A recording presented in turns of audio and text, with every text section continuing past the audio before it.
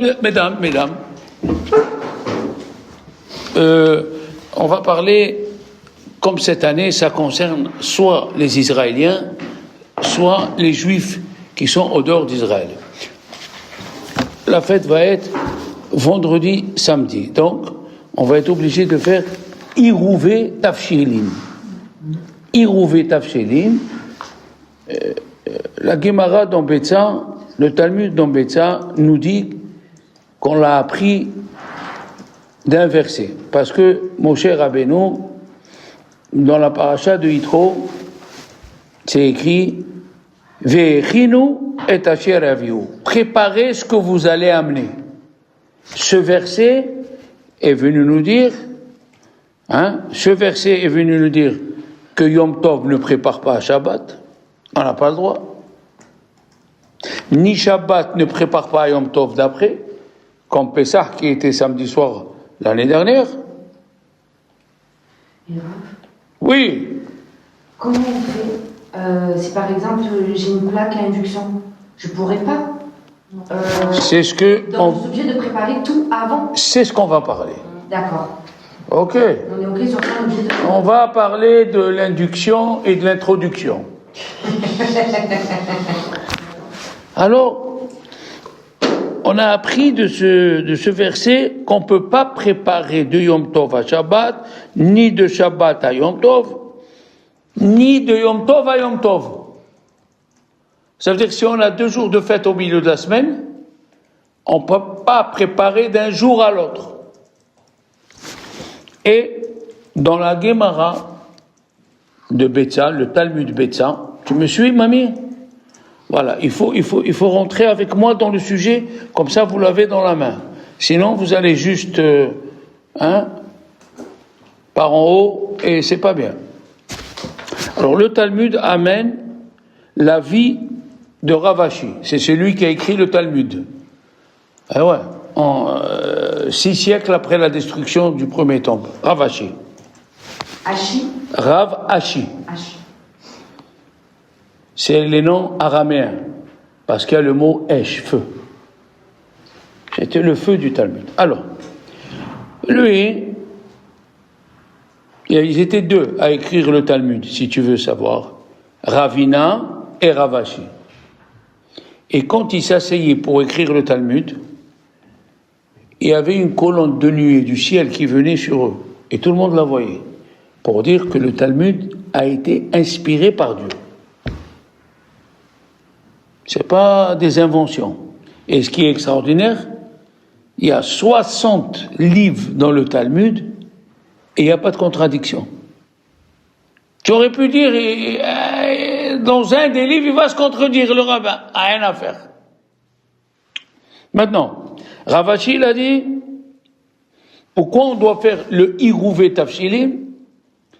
Parce que c'est pas kavod à Yom Tov de préparer pour Shabbat. Tu diminues le kavod de Yom Tov.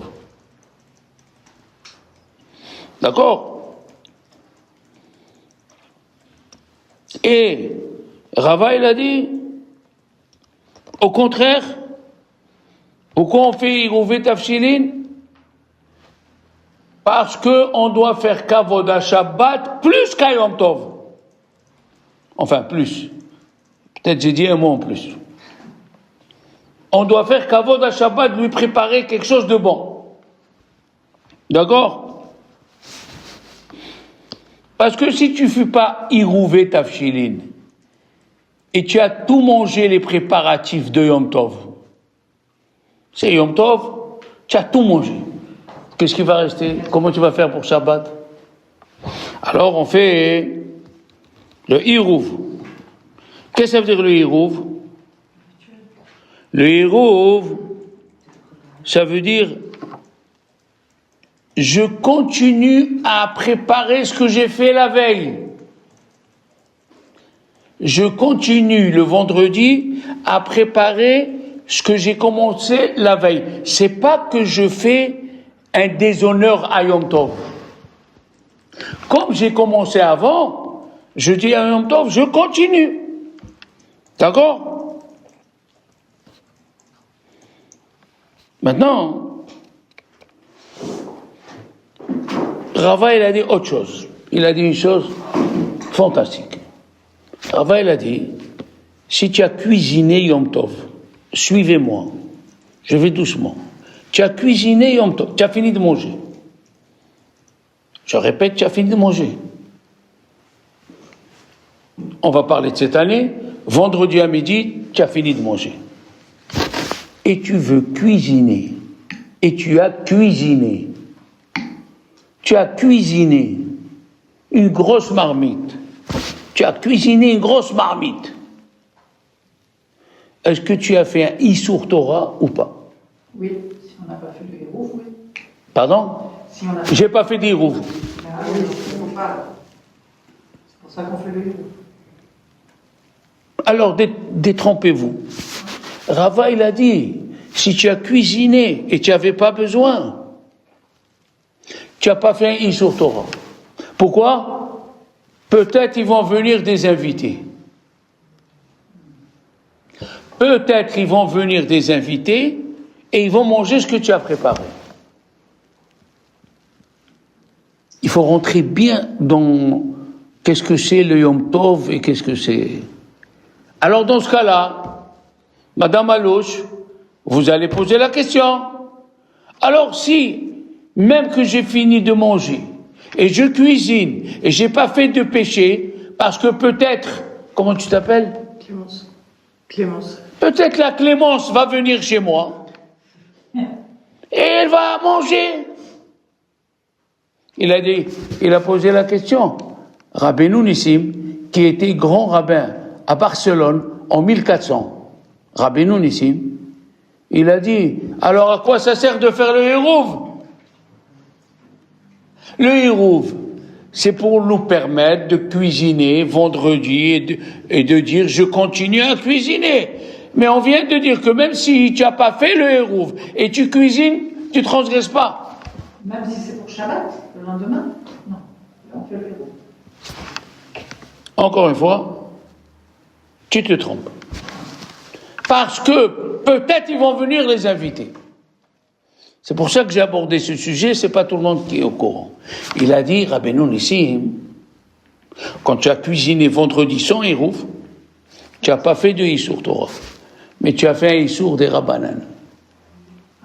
Alors on fait le Hérouv pour enlever le Issour des Rabbanan. I am repeat. Je répète. Il faut se concentrer. Rava, il a dit, c'est un des grands rabbins du Talmud, que si tu cuisines le vendredi, tu fais une grosse marmite, et tu as déjà fini à manger, Elisa. Tu as tout fini. Tu n'as pas transgressé l'interdiction de cuisiner pour rien. Pourquoi? Peut-être ils vont venir des invités. On aura la Clémence, on aura Mathilde, on aura beaucoup de monde. On ne sait pas. On aura Elisa. Tu n'as pas transgressé. Alors dans ce cas-là, Rabbeinu Nissim, il pose la question. Pourquoi on fait le Hérouv la veille de Yom Tov? Il répond, si tu as cuisiné le jour de Yom Tov,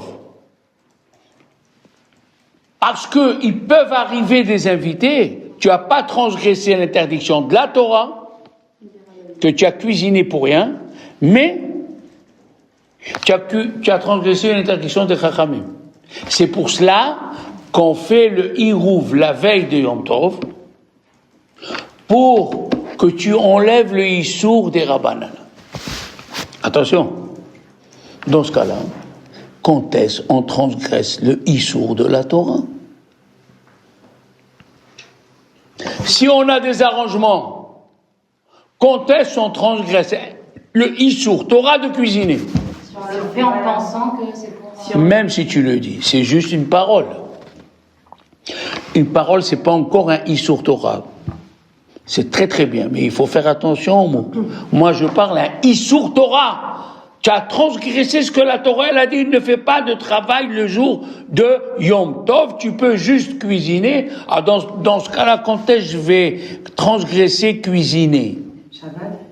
Shabbat, il y a écrit déjà dans Shabbat, Ève, qu'il ne faut pas faire de travaux, ma fille. Je comprends. Moi aussi, j'ai fait du travail pour le trouver, enfin, quand j'étais jeune. Si tu prends un plat cru et tu le mets sur la plata 10 minutes avant qu'il rentre Shabbat. C'est comme ça. Ah oui, non, ça l'est pas. Il va pas cuire. Il va pas cuire à Yom Tov. Tu me suis, Ève? Tu me suis? Tu as pris une marmite avec de la viande crue. Si tu la cuisines la journée, on l'a déjà dit, que Rava il a dit, tu transgresses pas l'interdiction, peut-être il va venir des invités. Et pourquoi il faut faire le hérouv? Pour enlever le issour des Rabbanan. Alors dans ce cas-là, quand est-ce qu'on va transgresser le issour Torah? C'est quand 10 minutes avant qu'il rentre Shabbat, tu prends une marmite avec de la viande et tu la mets sur le feu. Elle va cuire en 10 minutes. Non. Alors tu transgresses l'interdiction. Mais, Rav, Est-ce que tu m'as compris? oui. Quand est-ce que je transgresse l'interdiction? C'est si je mets 10 minutes avant de la viande, qui cuit pendant 3 quarts d'heure, donc avant Yom Tov, elle va pas cuire, là je transgresse l'interdiction d'avoir cuisiné pour rien. Parce que c'est Shabbat. Parce que c'est Yom Tov. Vendredi. Mais là, la fête, elle commence jeudi soir. Vendredi, c'est Yom Tov. Oui. Tiens. La Torah, elle a dit, tu peux cuisiner pour Yom Tov. Oui. Dans quel cas, ça serait interdit, mina Torah, de cuisiner Yom Tov?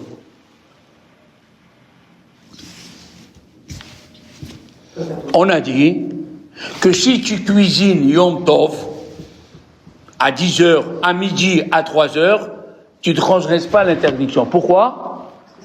Peut-être, ils vont venir des invités. Et puisque peut-être ils vont venir des invités, ce que tu as cuisiné, c'est pas un Issour Torah. Alors dans ce cas-là, pourquoi on doit faire le Hérouf? La veille de Yom Tov. Le Rabbeinu Nissim, il a dit, tu n'as pas transgressé un Issour Torah. Si tu cuisines le jour de Yom Tov, peut-être ils vont venir des invités. Pourquoi on fait le Hérouf? Pour te permettre de cuisiner midé Rabbanan. Parce que si tu as cuisiné Yom Tov, tu n'as pas fait de Issour Torah, peut-être ils vont venir des invités. Mais il reste un Issour des Rabbanan. Comment il saute le Issour des Rabbanan? En faisant le Hérouv la veille de Yom Tov. Quand tu prends un pain et un œuf, alors là, le vendredi, tu dis, je continue à cuisiner ce que j'ai commencé. Alors dans ce cas-là, quand je vais transgresser, dans quel cas je vais transgresser l'interdiction de cuire Yom Tov? 10 minutes avant. 10 minutes avant. Tu prends de la viande. Tu comprends, Clémence? 10 minutes avant, tu prends la viande et tu la mets sur le feu avant qu'il rentre Shabbat. Là, que tu aies le Hérouv ou pas Hérouv ou ce que tu veux, même s'ils viennent les invités, est-ce qu'on peut leur donner de la viande crue? Tu transgresses l'interdiction de la Torah. Parce que c'est Shabbat. Hein? C'est Yom Tov. Oui. Yom Tov, tu peux pas cuisiner pour rien. Prenons en Israël. Je vais t'aider mieux. En Israël, combien ils font de jours? Moins que nous, ils font un jour. J'ai pas compris. Un jour. Prenons que Shavuot, il tombe mercredi. Un jour, mercredi. Est-ce qu'il faut faire un hérouv? Non. Il n'y a pas d'hérouv à faire. Est-ce que je peux cuisiner le mercredi, Yom Tov? Pour Yom Tov? Oui. Quand est-ce que je vais transgresser Yom Tov l'interdiction de cuisiner? Si avant la sortie de Yom Tov, 10 minutes avant la sortie, je mets de la viande sur du feu. Là, je transgresse l'interdiction de cuire Yom Tov. Pourquoi? Quelle est la permission de cuire Yom Tov même si tu as mangé? Peut-être ils vont venir des invités. Alors, 10 minutes avant. Mais là, 10 minutes avant, même s'ils viennent inviter, même si Clémence elle t'aime, mais elle peut pas manger cru, bon Dieu. Et donc, ça veut dire que, par exemple, Tu as compris maintenant? Cette année, c'est venu vendredi, Shabbat. Mais moi, je te parle, admettons qu'il n'y avait que Yom Tov. tu peux pas cuisiner 10 minutes avant. Si tu mets Yom Tov, une marmite sur le feu pour cuisiner 10 minutes avant, tu fais l'interdiction de la Torah d'avoir cuisiné pour rien. Parce que là, comme ça tombe Shabbat. J'ai pas compris. Là, si j'ai bien compris, là. Maintenant, il y a Shabbat. Là, c'est parce qu'on fait rentrer. Il y a Shabbat. Comme tu as fait le Hérouv, si tu as fait le Hérouv, qu'est-ce que ça veut dire le Hérouv? J'ai le droit de cuisiner pour Shabbat. Tu peux mettre 10 minutes avant ta marmite crue. Tu as compris? Parce que tu cuisines force Shabbos. Tu as fait le Hérouv. Qu'est-ce que c'est le Hérouv? De nous permettre de cuisiner de Yom Tov à Shabbat. Prenons vendredi, un vendredi normal. Je veux mettre une marmite crue qui n'a pas été cuisinée avant Shabbat. On peut, voilà, merci, on peut. D'accord? Maintenant, si quelqu'un, il a oublié cette halakha, 10 minutes avant Shabbat, comme cette année, qu'est-ce qu'on a dit? 10 minutes avant Shabbat, il a mis la marmite sur le feu. Là, les invités peuvent pas venir, ils peuvent pas arriver. Qu'est-ce qu'on fait pour sauver cette personne? Les Chachamim me disent, mets un œuf cru. L'œuf, il cuit en 10 minutes. C'est cuisson rapide. Cuisson rapide. Jusqu'à aliment, cuisson rapide. Cuisson rapide. Mais tu peux pas dire, moi je fais pour Shabbat. Mais tu oublies que tu es à Yom Tov. Tu oublies que tu es à Yom Tov. Et à Yom Tov, il faut faire le Hérouv pour cuisiner pour Shabbat. Mais si tu mets cru, c'est pas cuisiner. Tu m'as compris jusqu'ici? Maintenant, on continue. Ok? On continue. Voilà. On a parlé de ça. Maintenant, vendredi, j'ai fini de manger. Chacun selon ses coutumes. Les Ashkénazes, ils aiment le lait. Donc, ils aiment le lait, comme on dit à Lyon. Ils font un repas au lait. Nous, les séfarades, cette coutume ne s'est pas répandue. Au Maroc, on ne sait même pas que le lait existait. Jamais on a mangé du lait. Pas de lait. Et les Juifs d'Algérie, pareil. Nous, on fait les repas de Shavuot à la viande. Et si tu veux faire cette coutume du lait, quand ton mari revient de la prière, il fait kidouche. Après, tu mets un 7 sur la table, il mange un yaourt ou du fromage. Vous voyez? Et après, tu enlèves le 7 et le fromage et tout. Il doit manger de la mie de pain pour nettoyer la bouche. Oui. Il doit boire une boisson. Et il doit se laver les mains s'il a pris le fromage avec la main. D'accord? Maintenant, nous parlons vendredi après-midi, Elisa. Je suis chez moi. On a tout mangé. Je m'assois au salon. Et la table, elle est vide. Puisque Madame la ministre de l'Intérieur, elle a tout débarrassé. Moi, ça me gêne. Franchement. Ça me gêne de voir ma table vide. Qu'est-ce que je veux faire?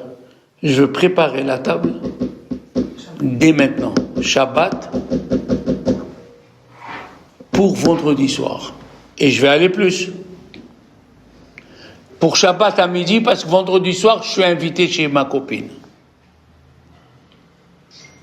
Est-ce que j'ai le droit ou pas? Oui. Réfléchissez.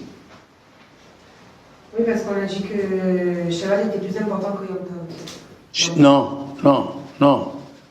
Ça, Shabbat, il est plus important que Yom Tov pour la punition. À Shabbat, celui qui transgresse, il est chayav de lapidation. Mais à Yom Tov, il y a le mot simha qui n'y a pas dans Shabbat. Ce qui veut dire, dans la différence pratique, comme on dit en français, c'est que si tu veux pas manger de viande Shabbat, tu manges pas. Il n'y a pas d'obligation de manger la viande Shabbat. Tu veux pas, mange pas. Yom Tov, il dit Rabbi Ovadia Yosef, même à Rosh Hashanah, qui est le jour du jugement, on est obligé de manger la viande. Mais halak. Il faut demander de la viande halak. Le poulet, il est toujours halak. L'agneau, il est toujours halak. Et le veau, il est toujours halak. Mais le bœuf, faut demander halak Bet Yosef. Donc là, pour Shavuot, on mange la viande. Obligatoire. Surtout,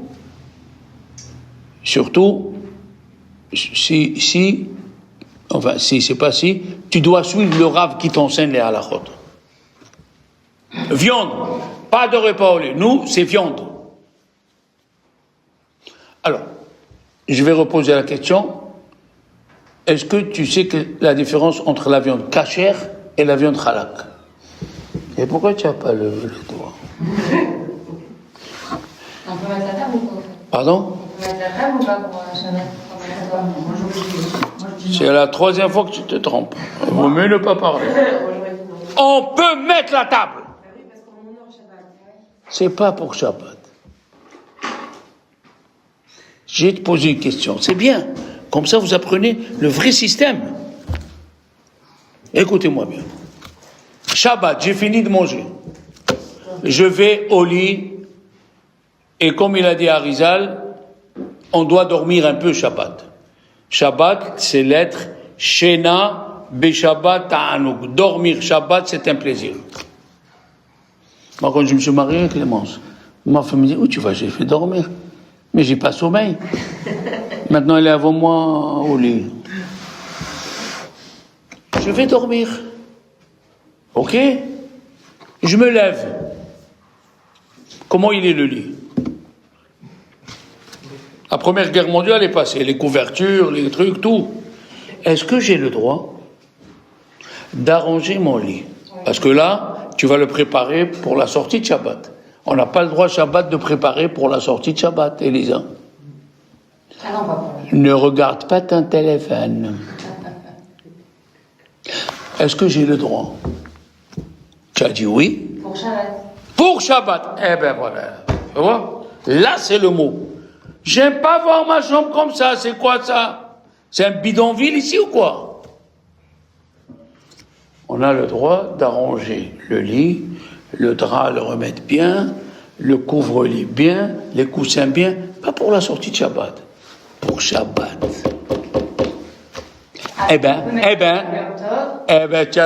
voilà, Elisa, le travail marche bien. Alors, la même chose Clémence, Yom Tov, j'ai fini à manger, et moi j'aime pas voir ma table vide.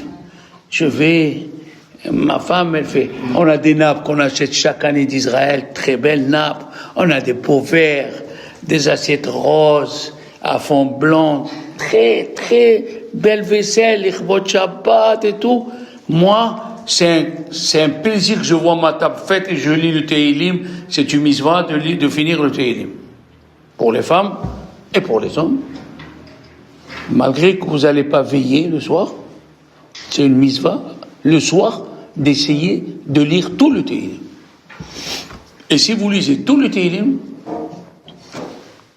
sans parler, no speak, ce que tu demandes, Dieu il te le donne.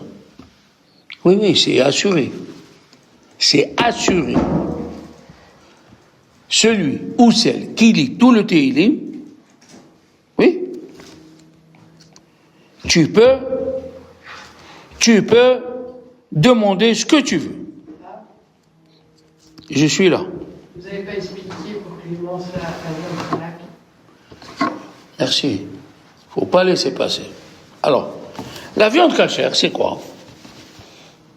C'est le shochet. Vous savez qu'est-ce que c'est le shochet? Le sacrificateur. Moi, j'ai le diplôme de shochet. Je peux vous dire que les lois, ils sont difficiles.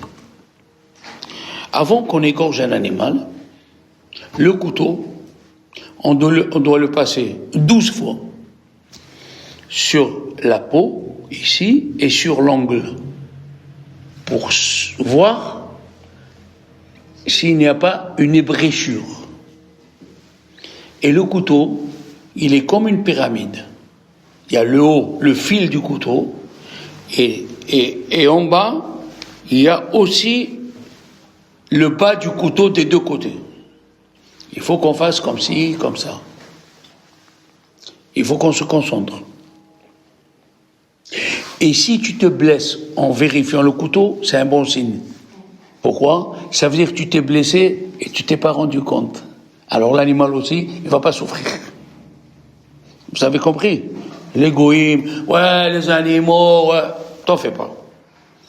Quand tu fais avec le couteau comme ça, et tu t'es blessé sans le sentir, l'animal ne va pas sentir. Alors, admettons, Clémence, je fais la shechita sur l'animal, je fais une bracha. Chaque chose, on doit faire une bracha. Asher Kiddishan ou Bimza Sivano, à la shechita. Je fais la bracha, je dois trancher la majorité des deux signes obligatoires. Ça s'appelle en hébreu les simanim, la trachée artère et l'œsophage. Je dois faire la majorité. Et j'attends que le sang, il sort. Après que le sang est sorti, écoutez bien, j'ai une feuille où il y a les poumons en graphique dessiné. Pas les poumons de l'animal, parce que tous les poumons, ils se ressemblent. Et je fais rentrer ma main entre les côtes de l'animal et le poumon. Et je passe. Côté droit, côté gauche. Si le poumon, il est lisse, il n'a pas de viscosité qui sort du poumon, s'il est lisse, ça s'appelle Chalak Bet Yosef. Chalak en hébreu veut dire lisse. Ça, c'est kasher, selon Rabbi Yosef Karo. Mais si on trouve 2 ou 3 viscosités, il y a problème. Pourquoi? Peut-être c'est un trou dans le poumon. Et l'animal, il est taref. Qu'est-ce qu'on fait? Il y a un monsieur qui ouvre l'animal, on prend le poumon, on le met sur une table, avec les doigts délicatement, on enlève les viscosités, c'est pas fini. Après, on trempe le poumon dans une bassine d'eau grande. Alors, moi j'ai cru un poumon, c'est comme le poumon d'un être humain. C'est 40 kilos un poumon. Ouais, un bœuf normal c'est 750 kilos, un beau bœuf. Un bœuf Watwacher c'est 350 kilos. Alors, le bœuf, on prend le poumon, on le met et on souffle. Si ça fait des bulles, c'est que l'animal il est taref. On ne peut pas le manger. Si ça ne fait pas des bulles, l'animal, selon les séfarades, c'est kasher. Selon Rabbi Yosef Karo, selon les Ashkénazes, plutôt, c'est kasher. Selon les rabbins de Castille, en 1300, en Espagne, c'est kasher. Selon Rabbi Yosef Karo, c'est taref. Pour les séfarades, c'est taref. Au dehors des restes Israël, ceux qui sont tolérants de manger de la viande kasher, on ne va pas dire qu'ils ont fait un péché, mais ils ne cherchent pas le meilleur dans la cacheroute. Faut chercher le meilleur. Faut chercher Chalak Bet Yosef. Les Ashkénazes, quand la viande n'est pas Chalak, il y a que 2 ou 3 viscosités, je vais te répondre. Et on a soufflé, et il appelle en yiddish glad, la viande glad. Attends. Glad. En anglais, I am glad, qu'est-ce que ça veut dire? Je suis content. Oui, I am glad, je suis content. Pas I am happy. Mais c'est l'ancien anglais, moi je te parle. Alors, Clémence, tu as une question? Mais du coup, on est toujours censé manger la viande halak en fait. Tu es censé manger la viande halak. Et surtout, si tu vas en Israël en tourisme, c'est le pays de Rabbi Yosef Karo, si tu manges pas halak, tu manges taref. Alors qu'est-ce qu'on mange en Israël? Poulet, agneau, veau. Veau, c'est pas partout. Mais agneau, côtelette d'agneau et poulet, il y a tout le temps en Israël et c'est halak. Même en France, l'agneau et le veau, il est halak parce qu'en France, ils ont pris une sévérité. Tous les rabbins, il y a une seule viscosité, ils la mangent pas. Et pour le bœuf, alors. Le bœuf, il faut demander halak bet Yosef. Parce que c'est pas automatique alors quand on va au boucher cachère alors. J'ai pas compris. Quand on va au boucher cachère, c'est pas automatique alors. Pas du tout, c'est pas du tout automatique. Moi, je demande à mon boucher, enfin à mon boucher, pas le boucher où tu vas. Moi, je vais à Castellane chez David le boucher, et quand il n'y a pas, il me le dit, parce que je lui dis attention, tu as des enfants. Il me dit non, moi j'ai peur. Quand c'est halak, il me donne. Si c'est pas halak, il me donne pas, il me dit pas. Je lui dis alors comment je fais? Il me dit alors comment tu veux faire? Alors je lui dis, je t'ai mis comme ça, je te mets en épreuve chaque fois. Je fais des réserves. Je fais des réserves en cas. Alors, la rigolade, c'est quand tu veux des merguez. C'est un mélange. Alors, les merguez de veau, it's good. Mais les merguez de bœuf, it's no good. On n'en mange pas, je crois. On mange pas. Il faut demander halak. Alors, quand je demande halak, il me dit minimum 5 kilos. Parce que, laisse-moi parler, parce que, écoute ça, il doit nettoyer le hachoir et le mélangeur. Faut pas qu'il reste de la viande d'avant. Tu as compris la difficulté? Et idem, on va dire idem, pour la soubrossade. Moi j'aime beaucoup la soubrossade, mais il n'y en a pas beaucoup, c'est pour ça que je l'aime. Pour avoir glad et halak, il faut que je fasse une production pour toi, 5 kilos. Et la soubrossade ne se garde pas, c'est de la viande crue. Voilà. Vous avez tout en main. Oui. Ça veut dire que la plupart du temps, on mange de la viande glade, en gros. La plupart du temps. Ben, si on ne demande pas halak au boucher, ça veut dire que nous, on mange Kasher.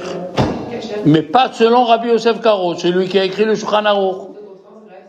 Hein? Donc on fait une transgression. Là. Vous êtes en transgression. Et quand vous allez au restaurant, vous faites comment? Comment je fais? Oui. Il appelle d'abord pour dire.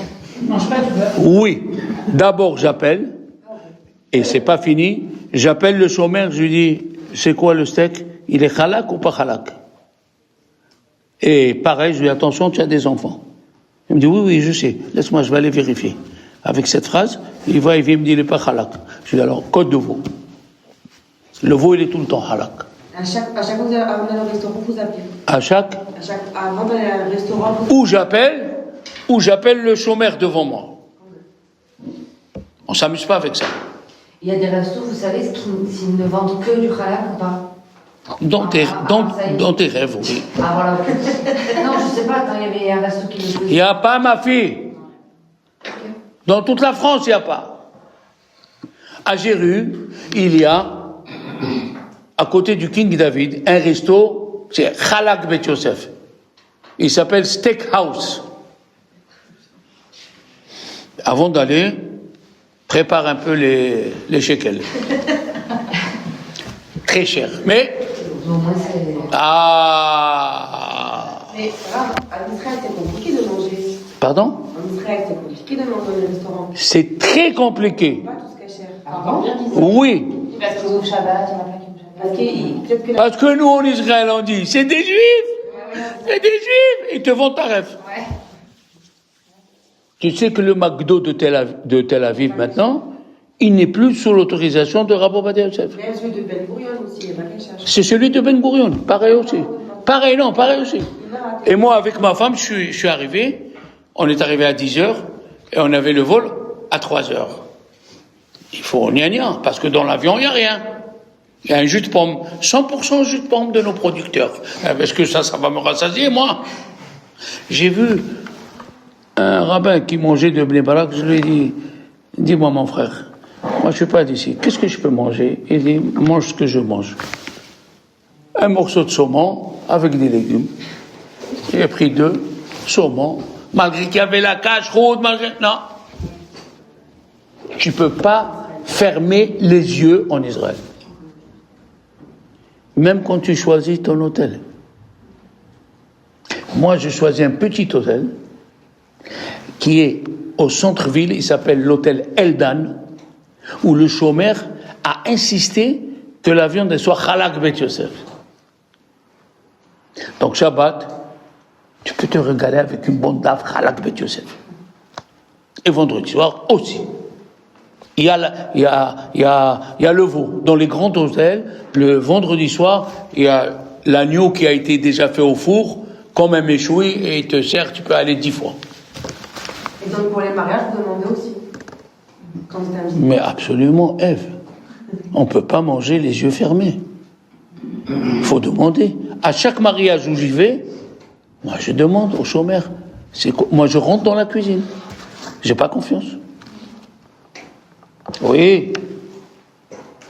Donc en fait, en gros, si on ne demande pas la seule viande qui est... Non, En gros, si on ne demande pas au boucher, la seule viande qui est halak, c'est le veau et l'agneau. et le poulet. Et le poulet. D'accord. C'est très très important le manger. C'est très important. La viande hachée. La viande hachée, mon père il amenait tout le temps la viande hachée parce que tu peux tout faire avec. Des légumes farcis, des boulettes, des tournes d'eau. Et nous, on était les enfants ici. Quand on s'asseyait à table, on fermait pas la bouche. On était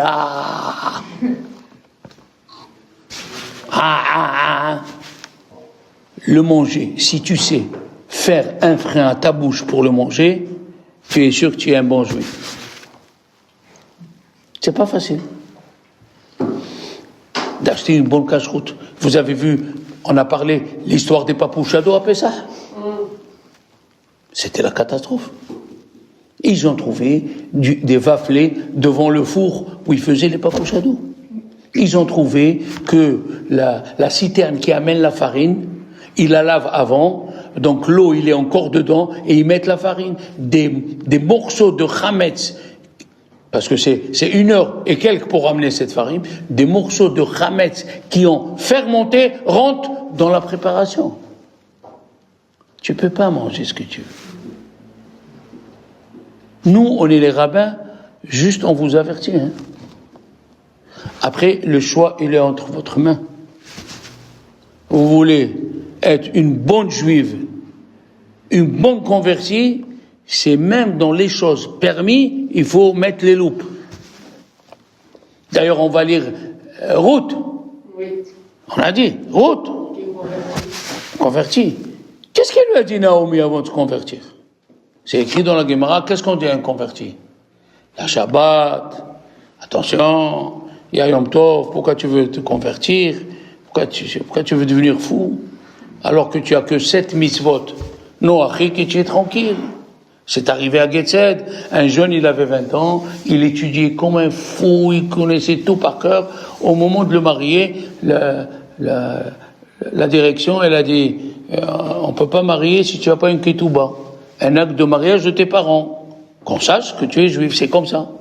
Alors, il est parti à Londres, il est retourné à Londres, de Gateshead à Londres, il y a 5h30 de train, il est arrivé, maman, voilà, je vais me marier, où est la ketouba? Elle lui a dit, quel ketouba? On est des goïms, nous. Il lui a dit, maman, tu es goïa? Oui. Qu'est-ce qu'on fait? Alors il est retourné à l'Yeshiva. Il a dit au rabbin, voilà. Ma mère, elle a dit qu'elle est goïa. Donc, lui, il est goï. Ils lui ont dit, mais toi, ça fait 6 ans que tu es là. Tu connais, on t'a interrogé, on va te tromper au mikvé, et c'est bon.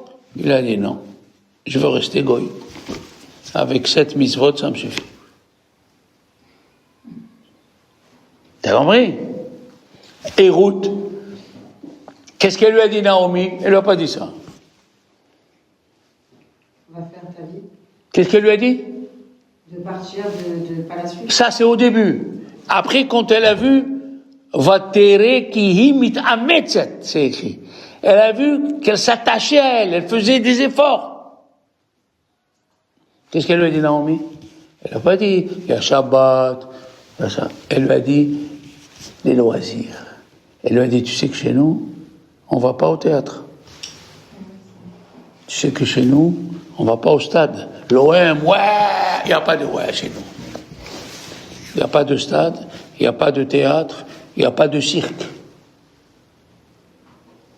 Les choses qu'on pense qu'il n'y a rien de mal. Mais c'est pour le petit, il voit un cheval. Oui, mais l'âme à lui, elle s'impurifie de ce qui est autour. C'est pour ça qu'il faut réfléchir. Quand tu deviens juif, tu ne peux plus aller manger chez ta copine. Quoi? De quelle copine? Je ne parle pas goy. Ta copine juive qui n'est pas Shomeret Shabbat. Tu peux pas. Elle est juive. Sa mère, elle est juive. Sa mère, elle est morte dans les camps de concentration. Plus que ça, je ne peux pas manger. Il n'y a pas que ça. Tu deviens juif, le jour de Yom Tov, tu ne peux pas inviter tes enfants. Tes anciens enfants, qu'ils étaient goy. Pourquoi? C'est assourd de cuisiner Yom Tov pour les goy. Tu n'as pas le droit. Tu cuisines pour rien. Ça s'appelle tu cuisines pour rien. On n'a pas le droit, Yom Tov, de cuisiner pour un goy. Assourd. Il y a d'ailleurs une question dans le Ben Ishraï, Alav Shalom, est-ce que je peux, quelqu'un, un goy vient me voir, et comme j'ai l'habitude de faire du café, et quand on fait du café, on fait pas un petit peu. On fait. Vous savez que au Moyen-Orient, ils ont une petite marmite qui s'appelle le finjal. C'est une casserole pour le café. Et on fait pas un petit peu. Il a demandé, le Ben Ishai lui a demandé, et le goy, il vient me voir, est-ce que je peux faire du café pour moi et en même temps lui donner? C'est une grande question dans la halakha. La même chose, tu fais... en Israël, il y a plusieurs communautés juives. Il y a les Kurdes, ils mangent le koubé.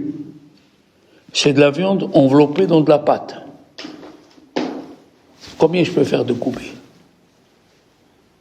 Je remplis, la Mishnah elle dit, je remplis une marmite de viande même si je vais manger que 100 grammes. Pourquoi? Parce que plus il y a de viande, plus ces 100 grammes, ils vont avoir un goût. Mais les choses qui se font une par une, par exemple, les Juifs d'Algérie, ou les Juifs du Maroc, ou les Juifs de Tunisie, ils aiment les cigares à la viande. Il y a les triangles à la viande, c'est leur folie. Combien je peux faire de cigares? Est-ce que c'est comme la marmite? La marmite, c'est d'un seul coup. Mais ici, c'est un par un. Tu ne peux pas faire plus ce que tu imagines qu'ils vont manger. Tu sais, à peu près, chacun, il va manger 3 à 4. Eh bien, c'est tout ce que tu peux faire. Tu vas pas dire, j'y suis, je fais 30, 40. C'est un sourd. Même avec le hérouve. Tu cuisines pour rien. Tu n'as pas le droit de cuisiner. Le hérouve te permet de cuisiner pour quelque chose. Mais tu ne peux pas cuisiner pour rien. Je vais vous donner... Oui. S'il y a des invités.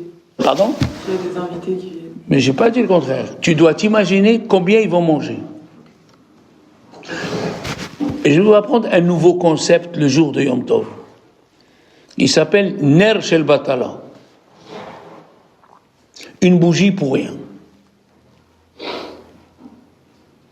Tu allumes les bougies. Oui. Et tu as l'habitude, les bougies, ou tu les mets sur la table, comme ça je fais moi et j'ai enseigné à mes élèves, ou tu les mets au buffet qui est à côté de ta table. Tu mets les bougies. Mais tu es une femme pieuse. tu es sentimental.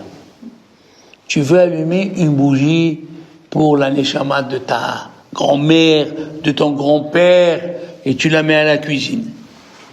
Celle-là, elle s'appelle Ner Shel Batala. Elle est pour rien du tout. Elle sert à rien. Pourquoi? Parce que Yom Tov, Dieu nous a permis de cuisiner pour le corps, pas pour cuisiner pour l'âme. Hein. Alors, Rabbi Ovadia Yosef, il a trouvé une combine. Quand tu allumes les bougies pour Yom Tov, mets celle de ta grand-mère au milieu, qui est plus de lumière. Mais à part, non. Ça s'appelle Ner Shel Batala. Si on les met toutes ensemble à côté, c'est bon. C'est ce que j'ai dit. Si tu fais... Je sais qu'il y a des gens qui sont... Voilà. Mais Rav, vous n'avez pas répondu pour celles qui ont les plaques à induction. Bon, ça sert à rien de faire le... Pâques, eh ben, il y avait... J'ai 3 pages. Mais ça fait rien. Mais je te le dis, si tu as une plaque à induction, tu peux rien faire. Donc j'ai le droit de préparer avant. Tu prépares tout. Mais attends, tu mets la plata et tu mets à chauffer. Oui, ça, bien sûr. Mais j'ai compris que tu as compris. Mais il y a un hic. Quand tu vas faire le Hérouvé Tafshilim, tu le fais sans bracha, parce que tu ne vas pas cuisiner. Donc je suis obligée quand même de faire le hérouv, même si... Tu fais le Hérouv, D'accord, ok. tu fais le Hérouv sans bracha. Pourquoi elle le fait si elle ne peut pas cuisiner Parce que elle va allumer les bougies, elle va arranger les lits, elle va arranger la table. Alors, Moi, je n'étais pas encore chez moi pour ça, donc je n'avais pas cette situation. moi j'avais, jusqu'à l'été, j'avais le gaz. Ok. Donc, des fois, ma femme, maintenant, elle veut tout préparer avant. Elle veut prendre. C'est plus pratique pour elle. Elle met dans le four. On a un four shabbatique. Il reste 3 jours allumés. 2 jours de fête, plus Shabbat s'ils sont collés. C'est ce qui est arrivé à Pessah. On le met à 120, on le bloque, 3 jours allumés. D'ailleurs, il y a une menorah qui s'allume pour dire, c'est pour les Juifs. Vous l'avez acheté où? Pardon? Je ne savais même pas que ça existait. Ici? En France? En France? Chez Darty? Il est Je ne savais pas que ça existait. pyrolyse. Il est pyrolyse à 456 degrés. Tu peux même le cachériser à Pessah. Et rare. Même les plaques. Et rare une question. Hein? Et vu que, même s'il est shabbatique, malgré qu'il tourne tout seul, qu'il s'arrête tout seul, on a le droit de toucher, moi. On a le droit de sortir et de rentrer. Pourquoi? Dis pourquoi? Parce que le thermostat est fixe. D'accord. Oui, c'est pareil que pour la plata. Quand c'est fixe, ça va pas monter. Au début, quand il est sorti le four, je te le dis, des grands rabbins, parmi eux, Rabbi Yitzhak Yosef, il a interdit. Et là, il a changé d'avis. Parce que les autres rabbins aussi ont permis. Et c'est juste pour réchauffer, pas pour cuire, parce que sinon... Tu peux cuire. Pas Shabbat. Je parle Shabbat, c'est que pour chauffer. Voilà. Mais Yom Tov, tu peux mettre, mais ça cuit pas. Il est qu'à 120. Ça remplace la plata? Hein? Ça remplace la plata ou pas du tout? Oui. Et tu as ta cuisine nette. Les femmes, je sais, ils aiment tout net. Oui. C'est quoi la marque? Alors là, Je regarde sur non, attends. Une marque allemande, comment elle s'appelle? Il y a une marque. Je l'ai perdu. Bosch. Moche? Bosch. Et là, on a une marque italienne, très forte dans les fours. 456 degrés, le pyrolyse. Même les plaques sont cachérisables. On peut laisser les plaques à l'intérieur pour le pyrolyse? C'est ce que je t'ai dit. Non, mais- Pour Pessah, tu peux laisser les plaques et c'est cachérisé. 456 degrés. Il reste rien du... Rien du tout. Donc, moi, c'est pareil, je ne vais pas l'avoir à dégustation. Moi, je suis pareil que... Tu peux pas cuisiner en temps. Voilà. Par contre, faut prévoir une bougie de 24 heures, quoi. Pour que vendredi, tu allumes pour Yom Tov. Combien de bougies on allume, Clémence? Une à Yom Tov et deux à Shabbat. C'est le minimum fiscal. Mais la coutume, on allume selon les montées du Sefer Torah. Shabbat, il y a 7 montées, et il faut faire 7 chauffe plats. Yom Tov, il y a 5 montées, 5 chauffe plats. Kippour, il y a 6 montées, 6 chauffe plats. Rosh Chodesh, il y a 4 montées, 4 chauffe plats. Tu m'as compris? C'est quoi le dernier? Hein? J'ai dit Shabbat, Yom Tov, Kippour. Et Rosh Chodesh. Hein? Mais shabbatique. J'ai marqué mon cours shabbatique tartine et. C'est ça. Rien à voir. Ils nous sont des fours, mais. Si quelqu'un, À tartine. il veut prendre la douche 10 minutes avant Shabbat. Vous n'avez pas le droit. Pourquoi tu dis qu'il n'a pas le droit? Par contre, les fours. Pourquoi il n'a pas le droit? Alors, c'est une douche rapide, hein, parce que. Oui, j'ai parlé d'un homme. Ouais, pourquoi? Oui, une femme, normalement, elle prend le temps. C'est normal. Mais quoique, il y a des femmes, il y a des hommes-femmes, hein, ils restent 1 heure dans la douche. Hein.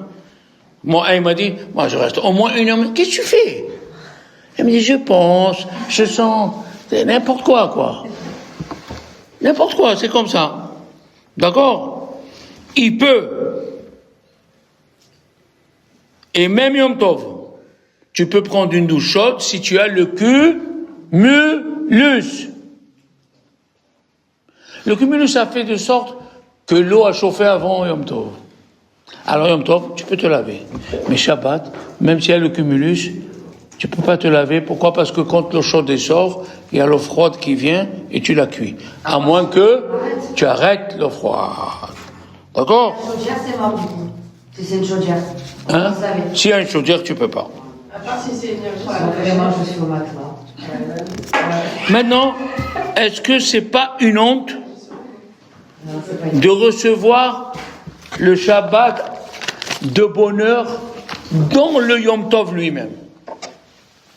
Parce qu'on a le droit de recevoir Shabbat à partir du plag, il faut apprendre.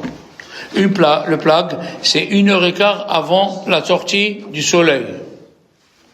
Pas l'âge qu'il y a? Non, tu m'as trompé. 1h15 avant la sortie des étoiles. La Shkia, c'est le coucher du soleil. Et le plag, il est avant le coucher du soleil. Pendant l'année, j'ai le droit de recevoir Shabbat à partir du plag. Avant le plag, je peux pas. Pourquoi? C'est la simple raison. Je peux pas rendre vendredi, samedi. Vendredi doit rester vendredi. Eh bien ici, le fait de recevoir Shabbat pendant Yom Tov, tu as ajouté de la Kiddusha à Yom Tov.